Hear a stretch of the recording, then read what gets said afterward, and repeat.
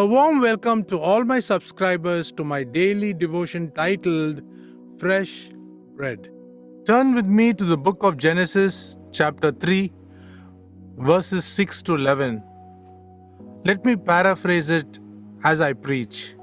After the eyes of Eve and Adam were opened, a new source of knowledge entered their minds. Their eyes of understanding related to the human bodies had opened, and they realized that they were now naked. Before they ate the fruit, all knowledge was imparted only by God through the process of intuition. We can sum up that Adam was given tuition from God. Sinful knowledge was now made available by the author of sin, and Adam and Eve were left to choose between good and evil. Until then, God passed on knowledge that was only good, and sin never entered the human race till Eve was beguiled by the serpent.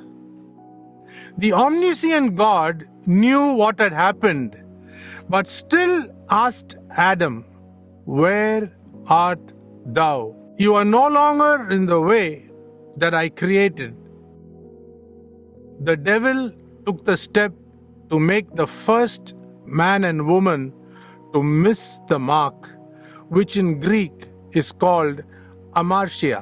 Since Eve chose to eat the fruit of the knowledge of good and evil offered by the devil, the flow of God's knowledge through His Spirit was ultimately severed. Knowledge that is imparted by Satan, the world, and the flesh took complete control after their fall from grace. Adam and Eve fell from being the godly persons which God had kept them until that day.